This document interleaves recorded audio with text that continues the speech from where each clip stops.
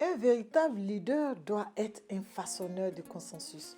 Autrement dit, la recherche du consensus doit être le fondement par excellence de la recherche du consentement, de l'engagement et de l'adhésion de tous.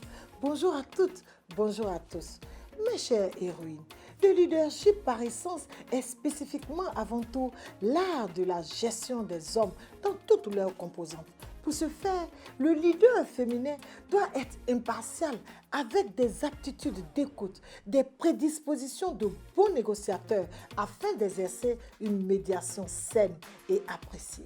Le consensus, par définition, est un travail concerté des parties prenantes pour l'obtention d'un accord satisfaisant tout le monde. C'est une combinaison de désirs et de besoins de toutes les parties pour éviter des objections et des abstentions. C'est là que le leadership féminin fait la différence.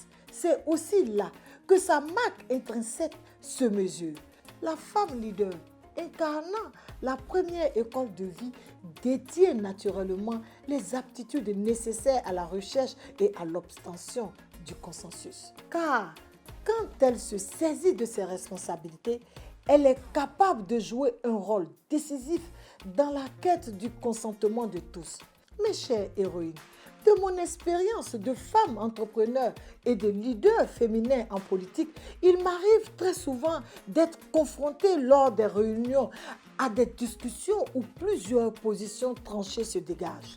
Comme cas pratique, lors des élections législatives passées, j'ai été confrontée à une situation d'une rare adversité avec mon colistier qui a essayé de nous déloger, mon équipe et moi, de notre QG de campagne et d'empêcher la tenue de notre meeting en envoyant des jeunes gens munis d'armes blanches pour nous agresser. Après plusieurs discussions avec la préfecture d'Abidjan qui s'est saisie de cette affaire et devant le refus manifeste de mon colistier de trouver un accord, j'ai dû me résoudre en tant que femme leader, donnant la vie, à trouver un consensus en lui abandonnant le site du meeting en question et en délocalisant le mien à un autre lieu. Et ceci pour éviter tout affrontement de nos militants pouvant aboutir à un bain de sang.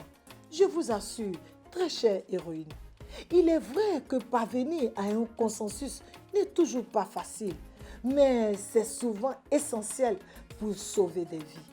C'est donc un enjeu crucial pour tout leader féminin d'aller au consensus. Alors, femmes, osons briser les préjugés, osons nous engager, osons donc continuer de vous abonner à mes différentes plateformes et partager mes liens, car le leadership féminin, dit-on, est d'abord et avant tout une question de partage. Retrouvez-moi jeudi prochain pour un autre numéro du rendez-vous de l'honorable Adjaratou. Merci et à bientôt.